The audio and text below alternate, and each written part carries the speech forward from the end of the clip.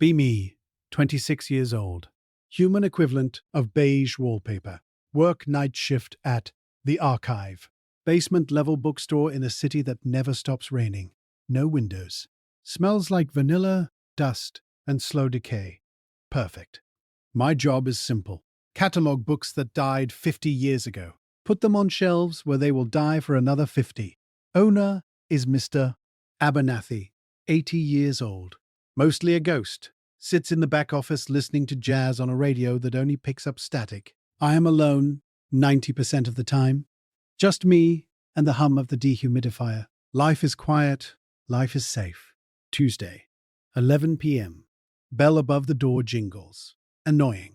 Usually only drunks or confused tourists at this hour. Prepare. We are closed speech. Look up. Not a drunk. Girl. Soaking wet. Raincoat dripping onto the linoleum. Carrying a leather satchel that looks heavy enough to contain a body. She walks to the counter. Hood down. Sharp eyes. Dark circles. Hair like she cut it herself, with kitchen shears in the dark. She dumps the bag on the counter. Thud. Dust motes dance. Abernathy hired me, she says. Voice is scratchy, like sandpaper on wood. Me, he didn't tell me. Her, he forgets things. I'm the restorationist. She starts unpacking. Scalpels, bone folders, glue pots, brushes. Me, there's no space back here. She looks around, points to the empty desk next to mine. My solitude buffer zone. There is now, she says. She moves in. Her name is Sloan. My silence is officially broken. Week 1. Hell. She makes noise. Constant noise. Tapping tools against the desk. Humming tuneless songs. Ripping paper. She smells like chemicals and peppermint tea. It invades my sterile dust ecosystem. I try to ignore her. Put on headphones. No music, just noise cancelling. I can still feel her movement in my peripheral vision. She works fast. Hands are blur. Dissecting books like frogs. Tuesday night. She knocks on my desk. I slide headphones off. Me? What? Her? You're breathing too loud. Me? I'm existing. Her? Do it quieter. I'm trying to fix a spine fracture on a 1890s medical text. Me? You're in my space. Her? I'm in the book space. You just haunt it. She goes back to work. I stare at the back of her head. I hate her. Probably. Month 2. Routine shifts. We exist in parallel lines. I catalog. She fixes. No talking unless necessary. Pass the glue. Move your leg. You're blocking the light. It's a hostile truce. It rains for 6 days straight. Basement feels like a submarine. Damp cold seeps into bones. 2 a.m. I get up to make coffee. Instant. Black. Tastes like battery acid. I hear a sound. Sneezing. Look over. Sloan is huddled in her coat, shivering. Hands shaking while holding a scalpel. Dangerous. I pour a second mug. Walk over. Put it on her desk. Don't say anything. Walk away. I hear the mug lift. Sip. Sigh. Thanks, she mutters. Me. Don't mess up the book. Her. Don't poison me. She drinks the whole thing. Stops shivering. Next night. 2 a.m. She puts a thermos on my desk. Real coffee, she says. From the place upstairs. Not that dirt you drink. I take a sip. It's good. Warmth spreads through chest. Me? Okay. Her? Okay. We keep working. The silence feels different. Less sharp. Heavier. Month 4. Abernathy is in the hospital. Pneumonia. Shop is ours. No supervision. We fall into a rhythm. I unlock the door. She locks it. I handle the register. She handles the stock. Customers are rare. When one enters, we both look up, like meerkats. Synchronization. Customer asks for something with a blue cover. We exchange a look. The look. It says, "Can you believe this idiot?" I point them to the decor section. Sloan hides a smirk behind a stack of ledgers. Later. Lunch break. We sit on the floor in the philosophy aisle, eating sandwiches. Her. Why you here? Me. Eating. Her. No. Here. In the basement. You have a degree. Saw my file. Snooped. Me. I like the quiet. Her. You're hiding me. Maybe. Her. Me too. She picks at the crust of her bread. People are loud, she says. Books just wait. I look at her hands, covered in tiny scars, paper cuts, glue, burns. Strange urge to touch them, to see if they are rough or soft. Shove that thought into the mental incinerator. Me. Pass the chips. She passes them. Fingers brush. Static shock. We both flinch. Ignore it. Month 6. Summer outside. Inside it is eternal cool autumn. The A/C is broken. It's actually hot now. Stifling. Sloan ties her hair up. Neck exposed. Sweat glistening. I find myself staring at a specific vertebra. Look away. Focus on Dewey Decimal System. 3 a.m. We are delirious with heat and exhaustion. She is lying on the floor. Arms spread eagle. I am melting, she announces to the ceiling. I am becoming pulp. Me. Don't drip on the merchandise. She kicks my shin, gently. Shoe connects with ankle. Stays there. She doesn't pull her foot back. I don't move my leg. Physical contact maintained. 10 minutes pass. My ankle burns where her shoe rests. It's the only thing I can feel. Read to me, she says. Me? What? Her? I'm too tired to read. Read something. Anything. I grab the nearest book, Manual on 1950s Radio Repair. I start reading about vacuum tubes and frequencies. My voice is monotonous. Low. She closes her eyes. Breathing evens out. She falls asleep. Foot still on my ankle. I read for an hour, until my throat is dry. I don't move. I don't want to wake her. Watch her chest rise and fall. Realize I am memorizing the rhythm. This is dangerous. This is not cataloging. Month 9. Abernathy passes away. Funeral is small. Just us and a few old collectors. Sloan wears a black dress. Looks uncomfortable. Like a bird in a cage. It rains. Obviously. We stand by the grave. She doesn't have an umbrella. I move mine over her. Shoulder bumps shoulder. She leans in. Just a fraction. Seeking heat. What happens to the shop? She whispers. Me. Granddaughter inherits it. She wants to sell. Her hand clutches my sleeve. Tight. Knuckles white. We can't let her, she says. It's our place. Our place. The word echoes in my head. Me. We can't stop it. Her. We can try. We go back to the shop. Don't turn on the lights. Sit in the dark office, drinking whiskey from Abernathy's secret stash. She sits on the desk. I sit in the chair, knees touching. I don't have anywhere else, she admits. Voice cracks. First time she sounds small.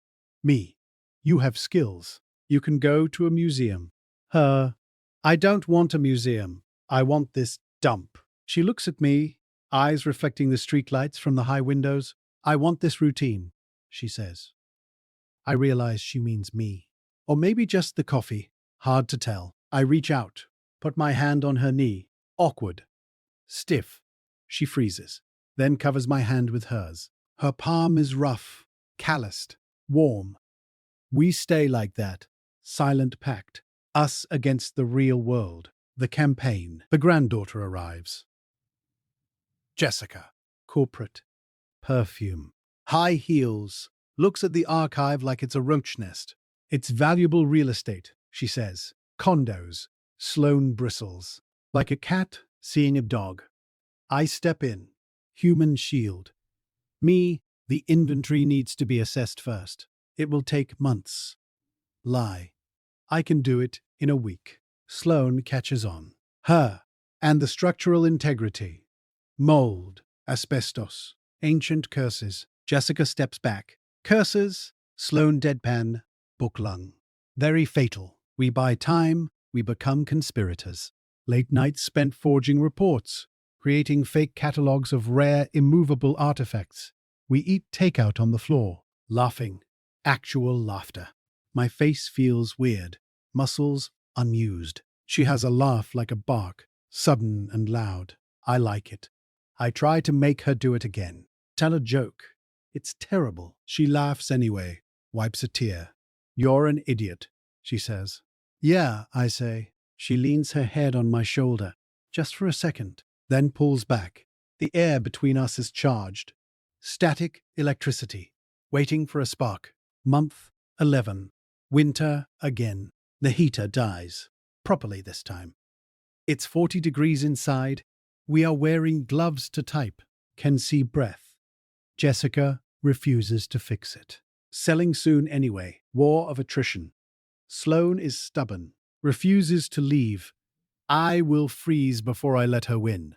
I bring blankets from home. Build a fort in the office. Literally. Stacks of encyclopedias as walls. Blankets draped over the top. Space heater, personal-sized, inside. We sit in the fort. It's ridiculous. We are adults. This is dignity, she says, wrapped in a duvet. Peak performance, I agree. We are sitting very close, huddled around the tiny heater. Thighs pressed together, nowhere else to go. She is reading a damaged copy of Jane Eyre. I am watching her read. She traces the lines with a finger. Have you ever been in love? She asks. Doesn't look up. Unexpected question. Panic. Me? No. Too much effort. Her. Me. You. Her. Once. He didn't get it. Me? Get what? Her. The quiet. He wanted to talk all the time. Fill every silence. She turns the page. You don't do that, she says. You let the silence sit. She turns to look at me. Face is inches away. In the dim light of the heater, she looks soft. Blurred edges. My heart is hammering against my ribs, loud. She must hear it. She tilts her head.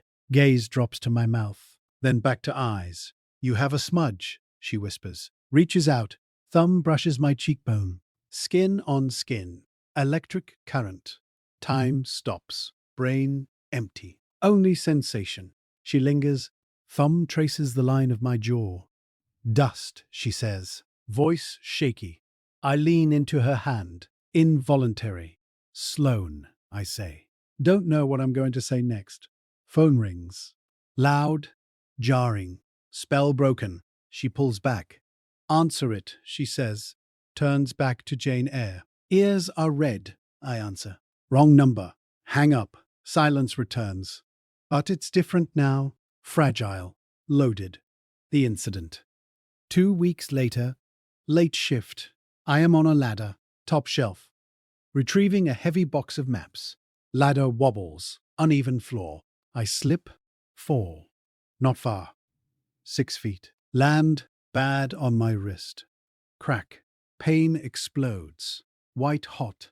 I grunt. Curl up. Sloan is there in a second. Drops her tea. Shatters. Doesn't care. Hey, look at me. Hands on my face. Eyes wide. Panic. I'm okay, I grit out. You are not okay. That sounded like dry wood snapping. She helps me sit up. Touching me everywhere. Checking for damage. Shoulders. Chest. Arms. Hands are gentle. Frantic. She sees the wrist. Swollen. Twisted. Hospital, she commands. Me, no insurance. Her, don't care. I'm driving. She doesn't have a car. We take a cab. She holds my good hand the whole way, squeezing rhythmically. Breathe, she says. I am breathing. Breathe better. ER waiting room. Bright lights. Smell of antiseptic. Hated it. She handles the nurse. The paperwork. Fierce. Protective. He needs ice. Now. Nurse looks terrified of her. It's ice. We sit in plastic chairs. My wrist is throbbing, but I'm focused on her. She's pacing, muttering, comes back, sits close, puts her head on my shoulder. You scared me, she whispers. Me, I'm clumsy. Her, don't do it again. I can't run the place alone. Me, is that the only reason? Risky question. Drugs kicking in? Maybe. She lifts her head, looks me in the eye. No, she says, it's not. She kisses my cheek. Quick, rough, near the ear. Idiot, she adds. I smile. Yeah. The recovery. Cast on arm. Useless. Can't lift books. Can't type.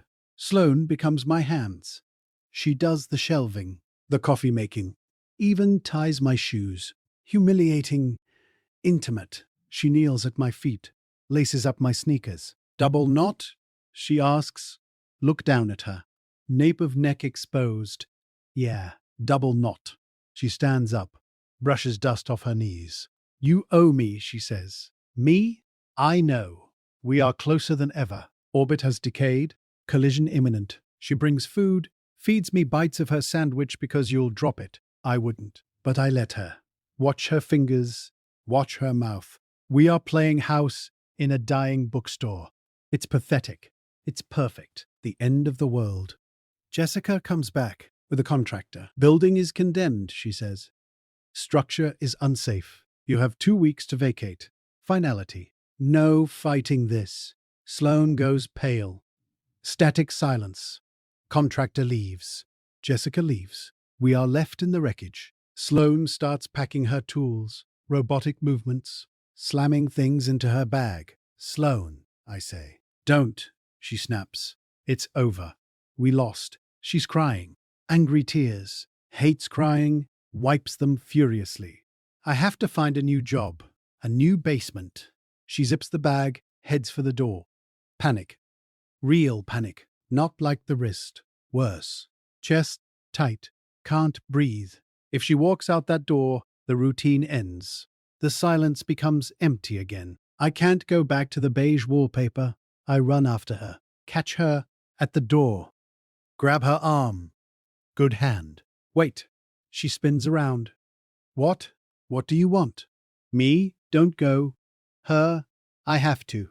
Place is closing. Me? Not the shop. Just don't go. Words are hard. I am a cataloger, not a poet. I need to file this feeling correctly. Category, vital. Me? My apartment has a spare room. Lie. It's a 1-bedroom. I have a couch. It's not terrible. She stares at me. Rain is falling on her face, mixing with tears. You hate people in your space, she says. Me. I hate people. You're not people. Her. What am I? Me. You're inevitable. She blinks. That's the weirdest thing anyone has ever said to me. Me. Is it a yes? She looks at the street, then back at me. Shoulders drop. Fight leaves her. I have a lot of books, she warns. Me. I know. Her. I make noise. Me. I know. Her. I drink all your coffee. Me. I'll buy more. She steps closer. Rain is soaking us both. Okay, she whispers. She leans forward. Forehead against my chest. I wrap my good arm around her. Cast arm awkwardly pats her back. She smells like rain and old paper. My favorite smell. Let's go home, I say. Yeah, she mumbles into my hoodie. Home. The aftermath. Moving day. My apartment is small. Now it is full of boxes. Tools everywhere. Smell of glue and vanilla. She takes the bed. I take the couch. For 3 nights. 4th night. Thunderstorm. I am on the couch. Trying to sleep. She walks out of the bedroom. Pillow in hand. Couch looks uncomfortable, she says. Me? It's fine. Her? It's stupid. She stands there, waiting. Bed is big enough, she says, if you don't snore. Me? I don't snore. She turns around, walks back to the bedroom, leaves the door open. Invitation. I get up. Walk in. Crawl into the empty side. Maintain safety distance. 6 inches. Stare at the ceiling. Can hear her breathing. Feel her heat. Night, she whispers. Night, I say. 10 minutes later. She rolls over. Arm drapes across my chest. Heavy. Grounding. Face presses into my shoulder. Warm, she mumbles. My heart rate spikes, then settles. I relax. Rest my chin on the top of her head. Hand finds hers in the dark. Fingers interlace. Fit perfectly. No more cataloguing. No more archive. Just this. Be me. 27. Living with a chaotic book surgeon. Apartment is messy. Loud. Never quiet. Best chapter yet. Bookmark it.